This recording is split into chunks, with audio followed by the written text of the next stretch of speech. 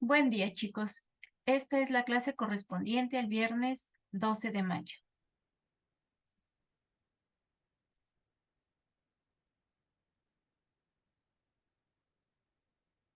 Bueno, en esta clase vamos a ver el último tipo de integrales de este curso.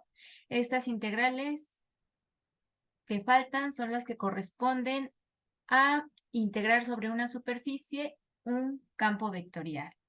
Para esto, entonces, necesitamos primero dar una orientación a las superficies sobre las que vamos a integrar. Entonces, vamos a suponer que tenemos una superficie S y que tiene un plano tangente en todo punto de esta superficie. Por cada plano tangente, este está caracterizado por su vector normal. Este vector normal puede tener dos orientaciones. Supongamos que estamos en esta superficie, entonces una orientación del vector normal correspondiente al plano tangente en este punto de la superficie puede tener esta dirección o bien la de sentido contrario. Entonces hay dos vectores normales unitarios N1, N2, donde N2 es el negativo de N1. Para cualquier plano tangente a cualquier punto sobre la superficie. Entonces, si es posible elegir un vector normal unitario en cada punto de la superficie de tal manera que este vector normal varíe de manera continua sobre ese, es decir, que a medida que nos movemos sobre la superficie, la variación de este vector normal varía de manera continua, entonces ese se le va a denominar una superficie orientada. Y ese vector normal es quien le da la orientación a ese.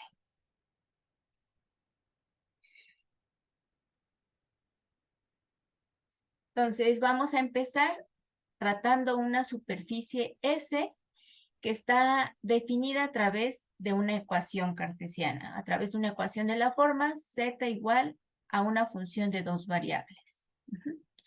Entonces, para este tipo de superficies, la orientación inducida va a estar dada por el vector normal unitario definido de esta manera. La razón de que tenga esta estructura, el vector normal unitario, es porque si parametrizamos esta superficie dada en la forma z igual a g de x, usando como parámetros las variables x y y, entonces mi función vectorial correspondiente a esta forma de dar las ecuaciones paramétricas sería, déjenme ponerlo, sería R de XY igual a XY más YJ más G o F, según la función, pero bueno, G de XYZ. Esta ya es una descripción paramétrica o vectorial de esta superficie S. Entonces,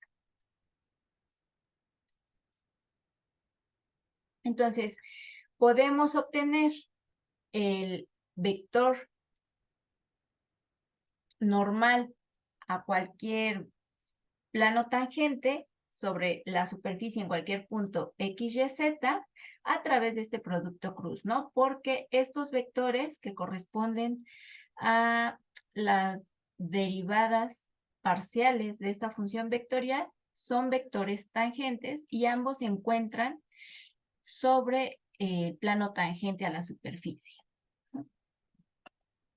Entonces, el vector normal unitario sería el producto cruz de estos dos vectores que se encuentran en el plano tangente. Entonces, un vector normal al plano sería el producto cruz de estos, el cual da como resultado esto. Y para normalizarlo, dividimos entre la norma de este vector. Es por ello que el vector normal unitario que da la orientación a esta superficie tiene esta forma. Ahora, ya que la componente K es 1, es decir, es un valor positivo, entonces tenemos una orientación de la superficie hacia arriba. Es decir, los vectores normales unitarios, dado que la componente es positiva, van a apuntar siempre hacia arriba. Ahora, ¿qué pasa si en lugar de tener una superficie descrita a través de una ecuación de esta forma, la tenemos descrita mediante una ecuación vectorial de esta forma, donde cada punto sobre la superficie, cada punto X, Y, Z, depende de los parámetros U y V. Entonces, en ese caso, el vector normal unitario le va a proporcionar automáticamente una orientación y la forma de ese vector normal unitario es esta. Igual, es el mismo producto cruz de los vectores tangentes a la superficie que corresponderían a la derivada parcial de esta función vectorial a lo largo de cada variable y normalizándolo a través de su norma. De hecho, esta forma vectorial, si recuerdan, cuando vieron en Mate 2 curvas en el espacio, estas curvas en el espacio se describen a través de una función vectorial que depende de un parámetro, es decir, de una función r de t. El vector tangente a la curva en cualquier punto lo obtenemos a través de la primera derivada. Si normalizamos este vector tangente, lo que obtenemos es el vector tangente unitario. Si a este vector lo derivamos y lo normalizamos, lo que obtenemos es el vector normal unitario, que es exactamente esta forma, solo que aquí, en lugar de tener un parámetro, tenemos dos parámetros. Pero si se fijan, tiene la misma estructura que el vector normal unitario que vieron cuando trabajaron curvas en el espacio. Bueno, entonces, para cada superficie dada con una descripción vectorial, este vector normal unitario da una orientación, pero también el vector opuesto, el vector normal unitario opuesto a este, da otra orientación a la superficie. Entonces, por ejemplo, vamos a ver qué sucede con una esfera. Entonces, vamos a tratar con la esfera con centro en el origen y radio A. Ya hemos visto en clase que esta esfera se puede describir de manera vectorial o paramétrica a través de esta función, que es usando como ecuaciones paramétricas. Aquí las componentes son las ecuaciones paramétricas que asocian el sistema coordenado cartesiano y el sistema coordenado esférico. Justo esas ecuaciones son las que podemos usar como ecuaciones paramétricas o funciones componentes de la descripción vectorial. Bueno, entonces, a partir de esta función vectorial, vamos a obtener el vector normal unitario. Para eso, primero derivamos con respecto a phi, con respecto a teta, esta función. Ya en ejemplos anteriores, ya lo hemos hecho. Y el resultado del producto cruz de estos vectores tangentes es esto. Entonces, este producto cruz lo obtenemos a través de un determinante, ¿no? Donde la segunda fila y la tercera fila corresponden a las componentes de esas derivadas parciales. Si Si determinamos la norma de este vector que corresponde al producto cruz, es la raíz cuadrada de cada componente al cuadrado. Bueno, en suma.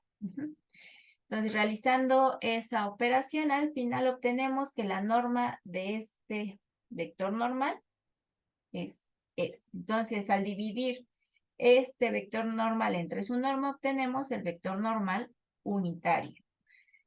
Si nos fijamos, cada componente del vector normal tiene a cuadrado. A la hora de dividirlo entre esto, los a cuadrados se van a ir.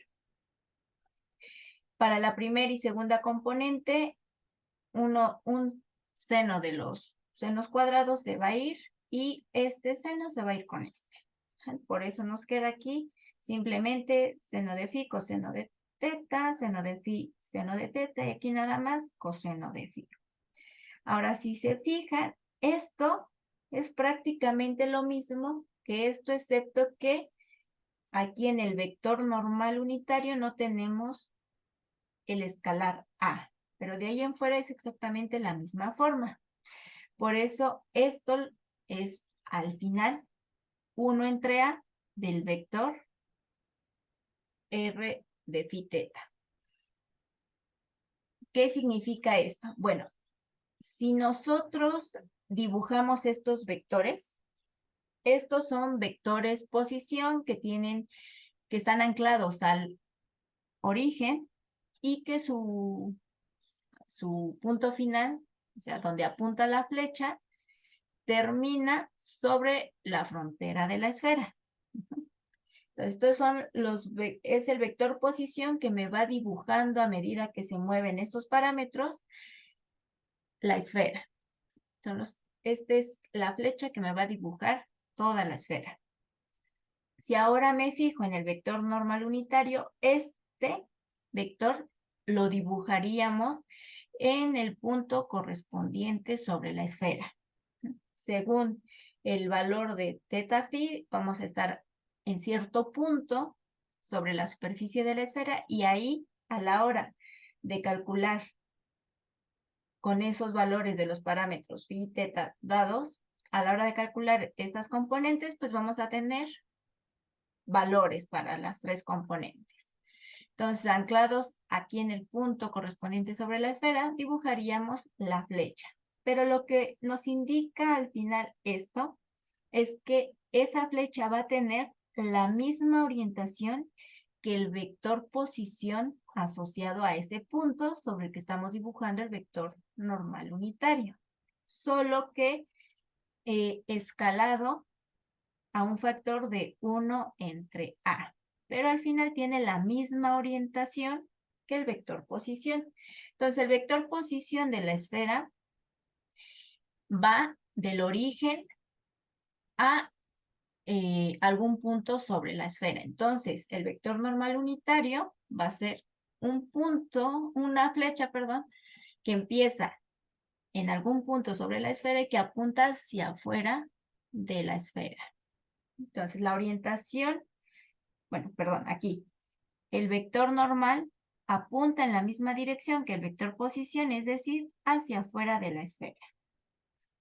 Si en lugar de hacer este producto cruz, R de phi cruz, R de teta, invierto el orden, lo que vamos a obtener es la orientación opuesta, es decir, vamos a tener esta misma orientación de las flechas, pero apuntando hacia el origen, hacia dentro de la esfera. Entonces, esta orientación opuesta se puede obtener revirtiendo el orden de los parámetros, porque por propiedades del producto cruz, el resultado de este producto cruz es igual a menos el resultado del producto cruz invertido. Bueno, para una superficie cerrada, por ejemplo, como esta esfera, es decir, una superficie que es la frontera de una región sólida E, por convención la orientación positiva va a ser aquella en la que los vectores normales unitarios apuntan hacia afuera de la región, así como aquí en la esfera. Todos estos vectores normales están apuntando hacia afuera de la región que corresponde a la esfera. En tanto que la orientación negativa va a ser aquella en la que los vectores normales apunten hacia adentro. Bueno, entonces ya con esto de cómo orientar una superficie, ya podemos definir la integral de superficie de campos vectoriales. Entonces, sea S una superficie orientada que tiene vector normal unitario n. Vamos a imaginar que tratamos con un fluido que tiene densidad ρ, una densidad variable, es decir, según el punto sobre el que nos encontremos en el espacio, vamos a tener una cierta densidad. No necesariamente esta densidad es constante en todo el espacio, puede ir variando. Y vamos a considerar un campo de velocidad, es decir, un campo vectorial según en el punto en el espacio donde nos encontremos, vamos a tener una velocidad de este fluido. Entonces tenemos este fluido con esta densidad, un campo vectorial, un campo de velocidades que fluye a través de ese. Vamos a suponer que ese es una superficie, pero que los fluidos pueden atravesarla. Entonces, la razón de flujo, que es masa por unidad de tiempo, esas son sus unidades, por unidad de área, se va a definir como el producto de esta densidad del fluido por la velocidad a la que atraviesa en cierto punto la superficie. Este producto corresponde a la razón de flujo por unidad de área. Si dividimos S en pequeñas parcelas, es decir, las subdividimos en parcelas, vamos a fijarnos en la ijésima parcela. Esta parcela no necesariamente es plana. Si la superficie es curva, pues la parcelita va a ser curva, pero podemos aproximarla con un plano. Es por eso que aquí pongo entonces SIJ es casi plana. Y una aproximación de la masa del flujo que cruza a través de esa parcela en la dirección del vector normal por unidad de tiempo se va a obtener a través del producto de esta razón de flujo en la dirección del vector normal por el área de la parcela. Entonces, este valor corresponde a la cantidad de masa de agua, por ejemplo, si estamos tratando aquí en el flujo con agua, es la cantidad de masa de agua que pasa a través de la parcela en esta dirección. Entonces, si calculamos esta masa de agua que pasa a través de cada una de las parcelas, entonces lo que estaríamos haciendo es obtener este valor para cada una de las parcelas y si queremos determinar el flujo de agua total, la masa de agua total que pasa a través de toda la superficie, sumaríamos todos estos términos. Todos los términos sobre cada parcelita. Entonces, haciendo esto en cada parcela, sumando y tomando el límite, para tener una mejor aproximación, entonces obtenemos una integral. Esa integral es la integral de superficie de esta función sobre la superficie S. Entonces, es decir, tenemos esta doble integral. Tenemos una doble integral porque a la hora de hacer la suma, tenemos una doble suma. Ya que estamos trabajando con dos índices. el índice I depende de el ancho de las parcelas y el índice J, por ejemplo, a largo de las parcelas. Entonces necesitamos dos índices para identificar cada una de las parcelas. Por eso de ahí que salen dos sumas y por tanto dos integrales.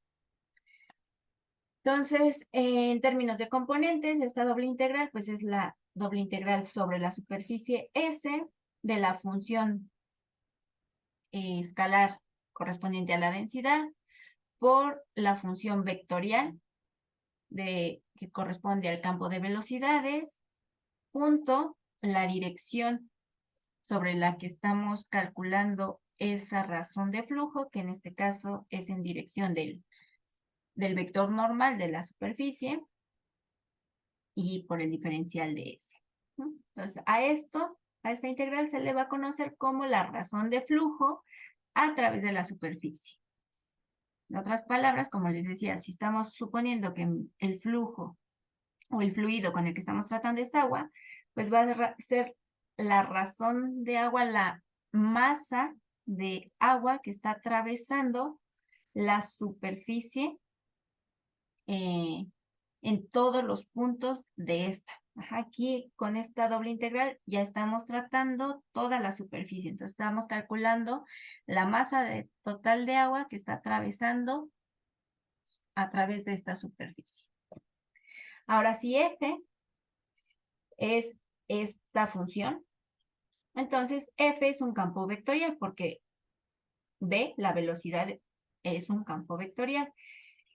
Entonces, estamos tratando con un campo vectorial sobre el espacio y esta integral anterior, si estamos renombrando este producto como F, pues se convierte en esto. Y entonces, ahora sí tenemos la definición.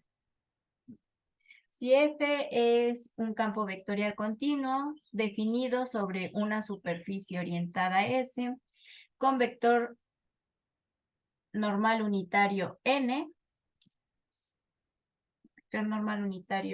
espérenme tantito.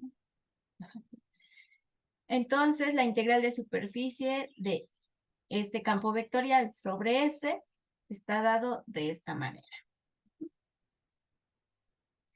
A esta integral se le denomina como el flujo de F a través de S.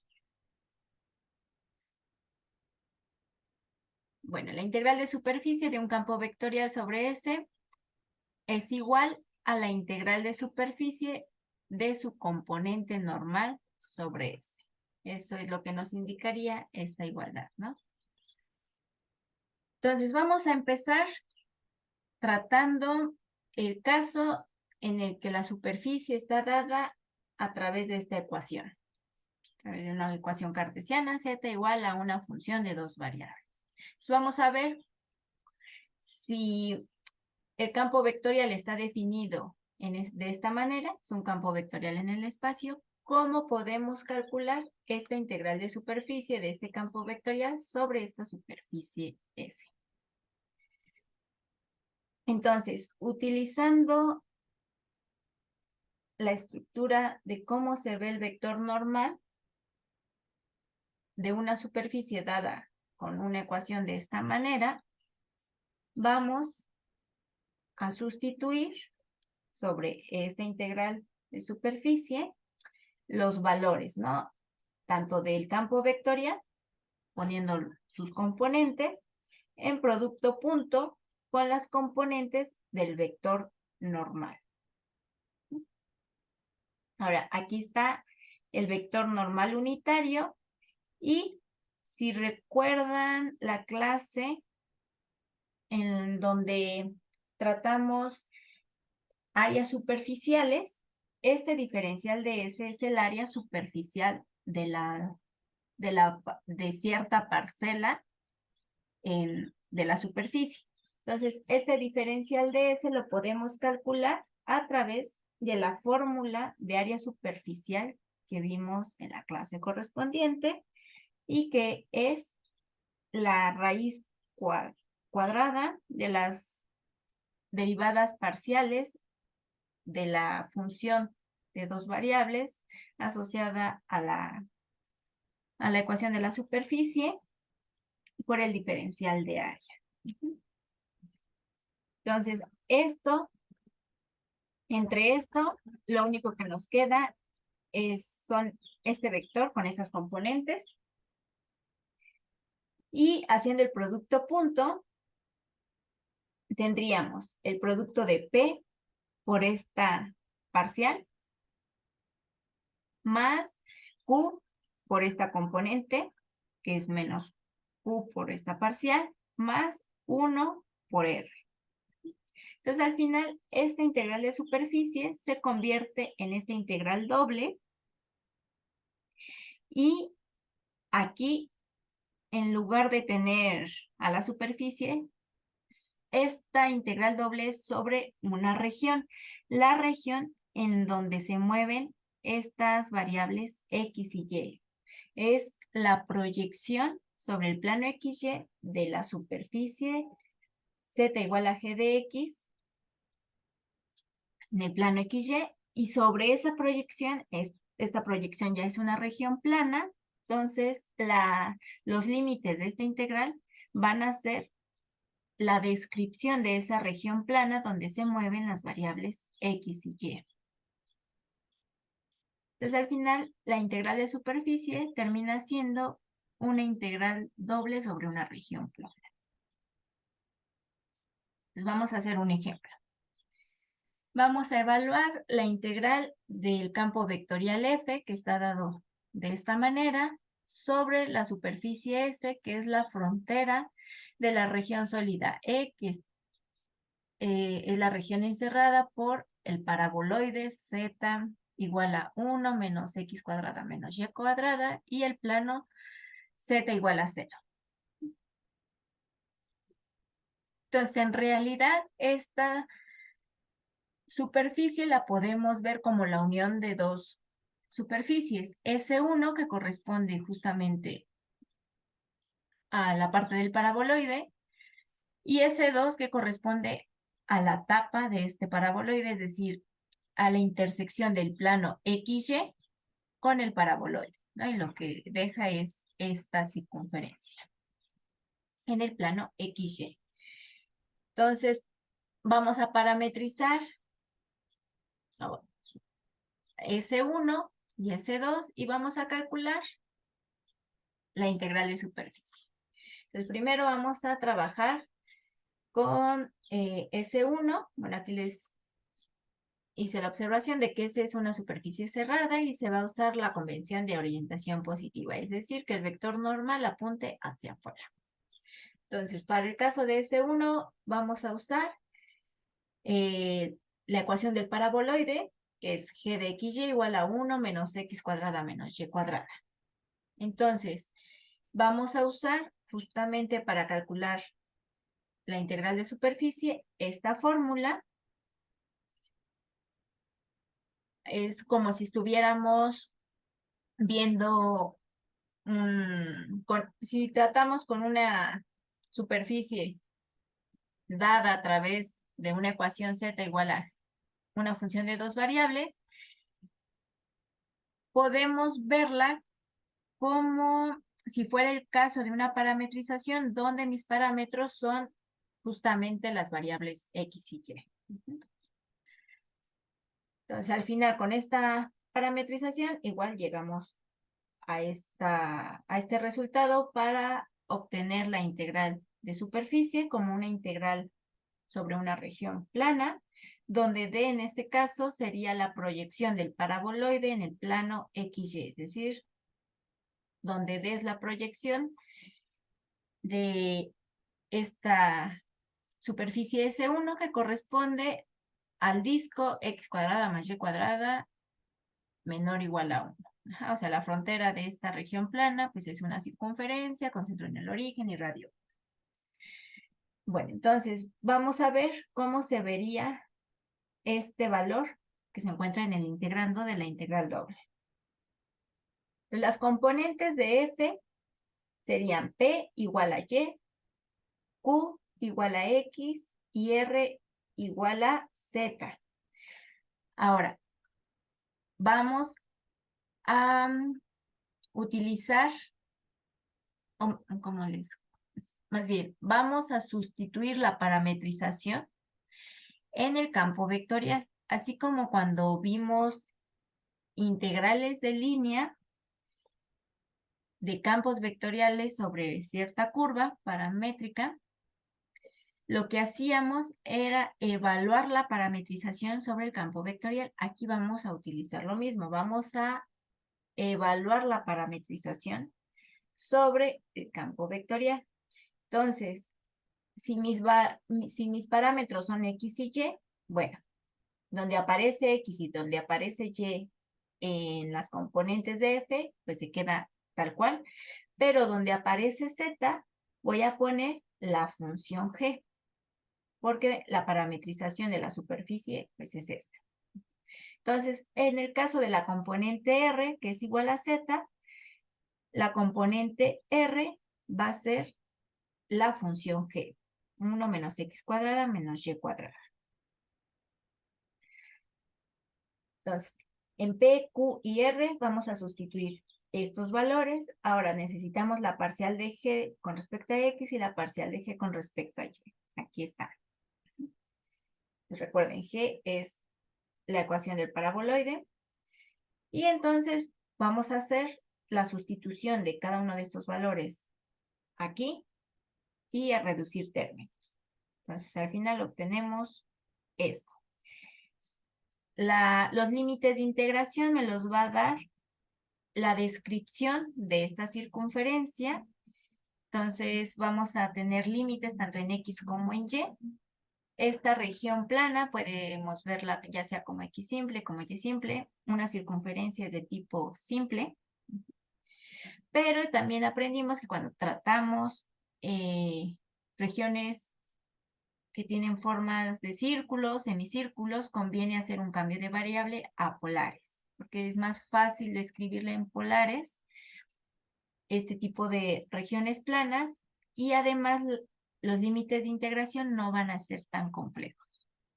Entonces, haciendo la descripción de este círculo en polares, el radio se va a mover de 0 a 1 y el ángulo de 0 a 2pi. Como estoy haciendo un cambio a polares, voy a agregar una R antes del diferencial de R y de teta, y X se sustituye en polares por R coseno de teta, Y por R seno de teta. Entonces, haciendo las sustituciones, al final obtenemos esto. Y bueno, lo que resta, pues, es justamente realizar las dos integrales. Aquí hago primero la integral interna con respecto a R. Entonces, todo lo que tenga la variable teta se toma como constante. Entonces, la antiderivada de R es R cuadrada entre 2, de R cúbica es R cuarta entre 4, y de 4R cúbica, pues simplemente es R cuarta. Evaluado de 0 a 1, y después hago la integral externa respecto a teta. Y al final obtengo el valor de pi medios. Bueno, eso es, este valor es la razón de flujo a través de, la parte de la superficie que corresponde a S1, dada este campo vectorial. Nos falta ver la razón de flujo a través de S2. Entonces vamos a ver qué pasa con S2. Igual podemos asumir una parametrización para G, para la superficie, utilizando para la componente Z la función G. En este caso, como estamos en el plano XY, el valor de Z, la altura en Z, pues es 0, porque estamos justo en el plano XY. Por eso aquí les puse G de XY, en este caso es 0. Vamos a aplicar la definición de integral de superficie. Entonces, esa integral va a ser la doble integral de f producto punto con el vector normal. Ahora, aquí es fácil de distinguir las componentes de este vector normal. Asumiendo la convención de orientación positiva, para que tenga este disco una orientación positiva, los vectores tienen que apuntar, los vectores normales tienen que apuntar hacia abajo, porque estamos orientando toda esta superficie de tal forma que los vectores normales apunten hacia afuera. Entonces, en concreto, para que apunten hacia afuera en esta parte, tienen que apuntar hacia abajo. Si apuntan hacia abajo y estoy tratando con un vector normal unitario, entonces las componentes de todos estos vectores son 0, 0, menos 1. O, en términos canónicos, es menos k. Entonces, la integral de superficie de f es f punto el vector normal es menos k por el diferencial de s. Este producto punto es las componentes, si lo vemos en componentes, es el producto del vector PQR, que son las componentes de f, punto 0, 0, menos 1, que son las componentes de los vectores normales. Haciendo este producto punto, pues tengo 0 más 0 menos r. Pero r tiene que evaluarse en la parametrización. Mi parametrización es es decir, mi parametrización es z, pero aquí en esta parte de la superficie z vale 0 porque estamos en el plano XY. Entonces tendríamos menos, menos z, pero z vale 0, entonces tengo la doble integral de 0, cuyo resultado pues es 0. Entonces al final el flujo que pasa a través de la superficie, dado este campo vectorial, es simplemente la razón de flujo que pasa a través de S1. Es decir, pi medios.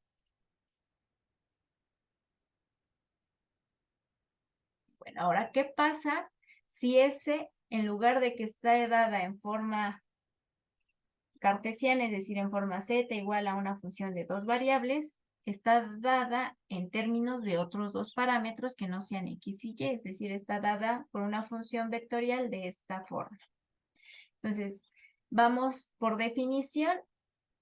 La integral de superficie es la integral de superficie de f punto el vector normal, pero en ese caso el vector normal se obtiene de esta manera. Entonces, sustituyendo, tendríamos esto. Ahora, como mi superficie está dada en forma paramétrica, vamos a usar esa parametrización para evaluar el campo vectorial con esa parametrización, es decir, f evaluada en esta función vectorial. Producto punto con el vector normal, y de la misma manera, en la clase correspondiente a área superficial, vimos cómo obtener el área superficial cuando la superficie está dada en términos de una función vectorial. Y eso es simplemente la norma del producto cruz de los vectores tangentes por el diferencial de A. Entonces, con este término se va a ir y lo único que va a quedar es el campo vectorial evaluado en la parametrización por el producto cruz de los vectores tangentes. Bueno, entonces, en el caso de que el campo vectorial fuera un campo escalar, obtendríamos esto que es justamente lo que vimos la clase pasada,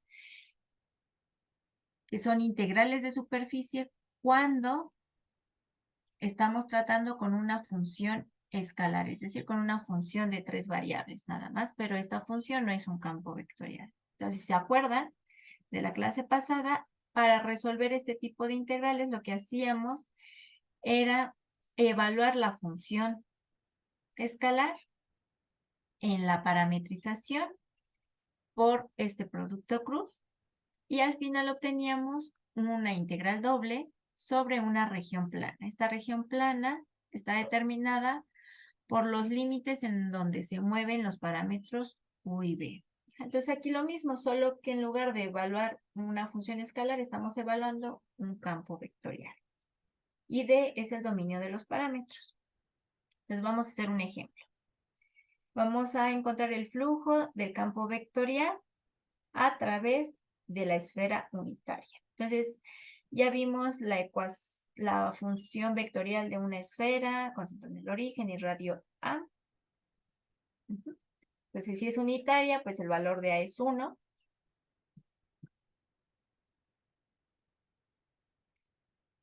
Entonces, esta es la componente X, Y y Z de la parametrización de la esfera unitaria.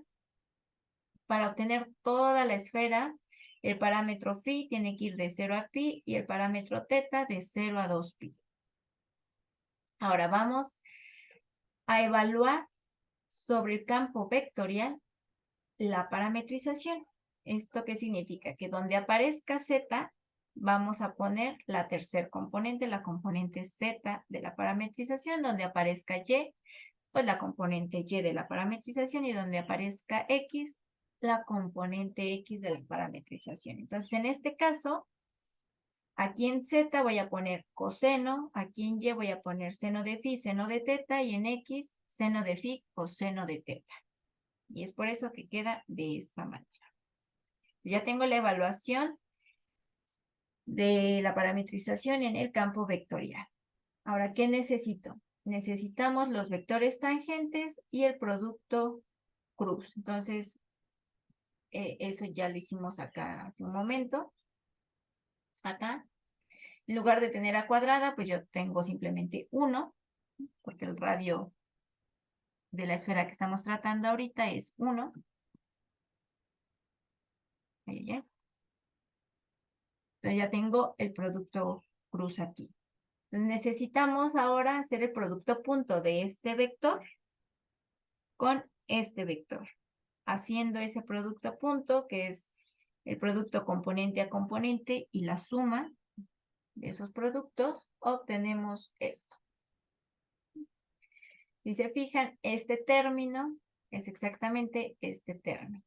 Entonces, a la hora de sumarlo, pues es 2 veces esto más este término. Entonces, la integral de superficie del campo vectorial sobre la esfera unitaria, por definición, va a ser la integral doble del campo vectorial punto el vector normal, aquí sobre sobre el dominio de los parámetros phi y teta, y aquí haciendo la suma de estos dos términos con el integrando queda de esta manera, el diferencial de phi, diferencial de teta. Ahora, phi se mueve de 0 a pi, teta de 0 a 2pi. Entonces, al final es una integral doble, como las que vimos desde un inicio del curso. Como aquí podemos identificar en cada uno de los términos productos de funciones que dependen solo de una de las variables, podemos separar estas integrales dobles para cada término en el producto de integrales simples. Es decir, para el primero aquí separé en dos integrales dobles. La integral doble de este término más la integral doble de este término. Ahora, en el caso del primer término, puedo identificar el producto de una función de phi nada más, que es 2 seno de phi coseno de phi, por una función que solo depende de teta, que es coseno de teta. Y para la segunda integral doble lo mismo, puedo identificar que se trata del producto de una función que solo depende de phi con una función que solo depende de teta. Entonces, en ambos casos puedo separar esta integral doble en el producto de dos integrales simples, una que depende solo de phi y otra que depende solo de teta, de esta manera, ¿no? Este 2 lo saco de todas las integrales. Aquí está la integral que depende solo de phi, aquí está la integral que depende solo de teta, y lo mismo para este caso. Y pues voy haciendo cada una de las integrales de manera independiente. Entonces, para esta primera integral, utilizamos un cambio de variable, utilizamos la técnica de sustitución. Hago u igual a seno de phi, entonces du es coseno de phi de phi. Entonces, al final la antiderivada es esto, evaluado de 0 a pi. La antiderivada del coseno es seno de teta, de 0 a 2pi. Antes de encontrar la antiderivada de esto y de esto, vamos a fijarnos que las evaluaciones de las funciones seno son en múltiplos de pi, por tanto, cada una de estas evaluaciones vale 0. Entonces, todo esto vale 0. 2 por 0 por 0. Todo eso vale 0. Ahora sí, más. Entonces, me queda esta integral con esta integral. Voy a ver el seno cúbico como el producto de seno cuadrado por seno de phi. Y voy a aplicar dos identidades, la del doble ángulo aquí y la identidad de que seno cuadrado de un ángulo más coseno cuadrado del mismo ángulo es igual a 1. Usando esa identidad, despejando de esa identidad el seno cuadrado, voy a sustituir este seno por 1 menos coseno. Y con la del doble ángulo, este seno cuadrado lo sustituyo por 1/2 de 1 menos coseno de 2 teta. Entonces, para la primera integral, haciendo estos productos, tengo la integral de seno de phi más la integral de coseno cuadrado de phi, este menos se lo estoy poniendo aquí en el seno de phi. Y el 1/2 lo estoy sacando y de la integral de 1 menos coseno de 2 teta. Ahora sí, la antiderivada de seno de phi es menos coseno de, aquí, perdón, aquí es phi. A ver, espérenme tantito.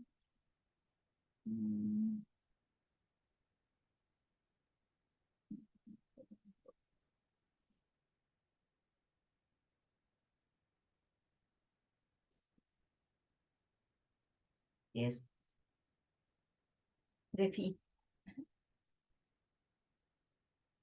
Entonces, menos coseno de phi más, utilizando un cambio de variable para la segunda integral, haciendo u igual a coseno, entonces du es menos seno de phi de phi. Entonces, haciendo ese cambio de variable, la antiderivada es esta, evaluada de 0 a pi. Y para el caso de esta segunda integral, la antiderivada de 1 con respecto a teta es teta, y la antiderivada de el coseno de 2 teta es seno de 2 teta entre 2, evaluado de 0 a 2 pi. Ahora, la evaluación del seno en ambos valores va a ser 0, entonces nada más me va a quedar la evaluación para teta en el caso de 2pi. Y haciendo las evaluaciones correspondientes aquí, me queda el valor de 2 más menos 1/3 menos 1/3, y todo esto me da al final el valor de 4pi tercios. Entonces, ¿qué significa este valor? Que si F es un campo de velocidades que describe el flujo de un fluido con densidad 1, entonces 4pi tercios representa la razón de flujo a través de la esfera unitaria, y esta razón de flujo va a tener unidades de masa por unidad de tiempo. Entonces, nuevamente, si pensamos en el flujo, que es un flujo de agua, entonces, con este campo vectorial, con ese campo de velocidades, entonces, este valor es la cantidad en masa de agua que pasa por la esfera unitaria por unidad de tiempo. Entonces, si mi unidad de tiempo fuera segundos, por ejemplo, cada segundo a través de la esfera estaría saliendo, dado que estamos tomando una dirección hacia afuera del vector normal unitario, entonces estaría saliendo de la esfera 4 pi-tercios de agua cada segundo. Entonces es lo que representaría esta integral de superficie. Bueno, entonces con esto concluiríamos la parte de cómo integrar ya sea campos vectoriales o uniéndolo con la clase anterior, cómo podemos determinar integrales de superficie cuando estamos tratando con campos escalares o con campos vectoriales. Y entonces en ambos casos, la integral de superficie termina siendo una integral doble sobre una región plana. Esta región plana corresponde al dominio de los parámetros que estamos utilizando.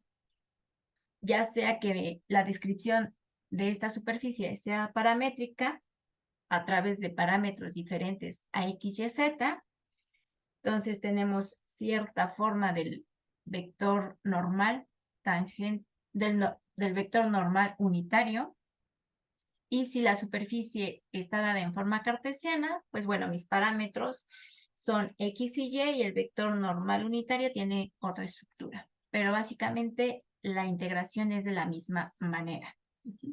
Es evaluar el campo vectorial sobre la parametrización de la superficie correspondiente y hacer producto punto con el vector normal unitario. Y en términos físicos, esa integral de superficie corresponde a la masa de un flujo que está atravesando a la superficie con la que estamos tratando. Bueno, entonces, pues, para finalizar esta clase y finalizaríamos completamente, yo creo que el curso, la próxima clase o en 2 más.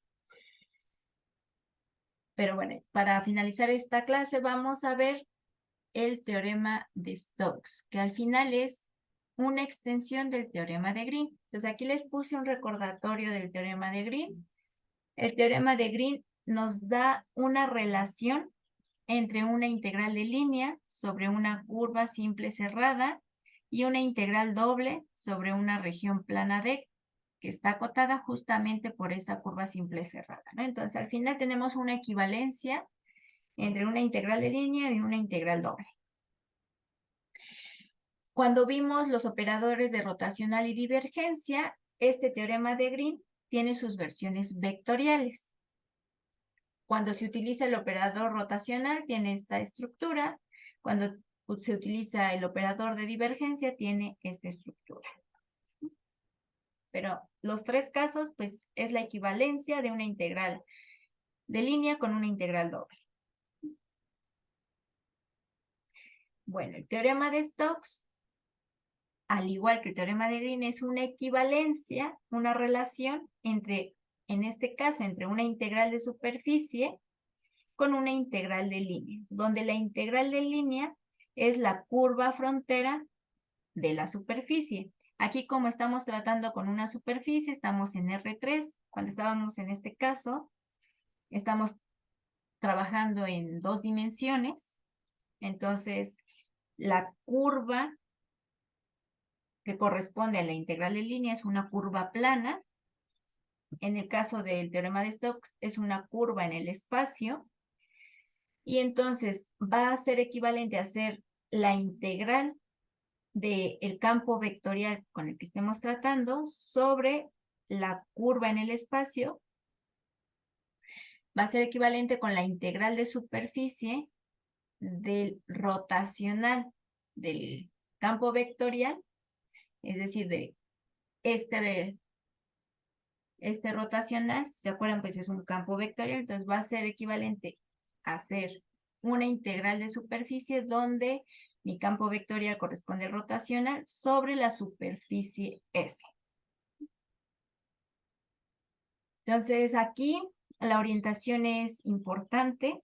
La orientación de S induce la orientación positiva de la frontera de la superficie. ¿Cómo es esta orientación? Que me induce la propia orientación de la superficie. Entonces ya vimos que por convención Estamos tratando con vectores normales que apuntan hacia afuera de la superficie. Vamos a suponer que nosotros somos los que estamos tomando esa orientación del vector normal y que estamos parados sobre la superficie. Entonces nos veríamos como este monito que está aquí. Nuestra cabeza está apuntando justamente en la dirección del vector normal. Si ahora en lugar de caminar sobre cualquier punto sobre ese camino sobre su frontera, pero con esta orientación, lo que ocurre es que la región S, toda la superficie, siempre va a estar a la izquierda de nosotros. Si empezamos a caminar sobre la frontera, siempre la superficie queda a la izquierda, que si se acuerdan en el caso de 2 dimensiones, el teorema de Green, la orientación que asumíamos cuando considerábamos la integral de línea era de tal manera que la región interna siempre estuviera a la izquierda de nosotros, a la izquierda del movimiento sobre la frontera. Aquí pasa lo mismo, pero aquí ahora en vez de tener una región plana, tenemos una región en el espacio. Entonces, esta orientación de S induce la orientación positiva de la curva frontera C. Si se acuerdan, por convención también, decíamos que una curva, aquí en este caso es una curva en el espacio, pero bueno, tanto una curva plana como una curva en el espacio, por convención, tiene una orientación positiva si la región que está encerrando queda a la izquierda de nosotros. Y bueno, es lo que les puse aquí. Y entonces el teorema de Stokes es esta equivalencia entre una integral de línea y una integral de superficie, y dice que si S es una superficie suave a secciones, una superficie orientada suave por secciones, y que es acotada por una curva, también simple por secciones, cerrada, con orientación positiva, y F es un campo vectorial cuyas componentes tiene derivadas parciales continuas sobre una región abierta en R3 que contiene a S, entonces se tiene esta equivalencia. Pues a veces, así como lo vimos en su momento con el teorema de Green, a veces convendrá trabajar con una integral de línea y en otras ocasiones con una integral de superficie. Y bueno, ya por último aquí les hago ver que el teorema de Green al final es como un caso particular del teorema de Stokes. Es cuando estamos trabajando en un espacio de 2 dimensiones. El teorema de Stokes, pues, es un teorema sobre el caso tridimensional. Y bueno, utilizando las definiciones de integral de línea sobre un campo vectorial, vamos a suponer un campo vectorial en el espacio, y la definición de una integral de superficie de un campo vectorial. Entonces, al final, a través de estas dos relaciones, tenemos esta equivalencia que nos dice. Entonces, el teorema de Stokes nos dice que la integral de línea alrededor de la curva frontera de la superficie de la componente tangente al campo vectorial es igual a la integral de superficie de la componente normal del rotacional de F. Entonces, el teorema de Stokes es una extensión, una generalización del teorema de Green. Bueno, chicos, entonces pues con esto terminaríamos la clase de hoy, y la próxima clase vemos ejemplos justamente de la aplicación del teorema de Stokes, de cómo a través de este teorema podemos ir de una integral de línea de un campo vectorial a una integral de superficie, y cómo a veces conviene un caso u otro. Y después de esa clase, no sé si dé tiempo, si no da tiempo, en una siguiente clase, que ya sería la última del curso, veríamos el último teorema de este curso, que es el teorema de la divergencia, que tiene que ver con el teorema de Stokes también. Bueno, chicos, entonces pues ya casi acabamos el curso. Entonces, nos vemos el próximo miércoles. Que tengan buen fin de semana y cualquier duda que tengan de su tarea, ya saben, nos pueden escribir. Hasta luego.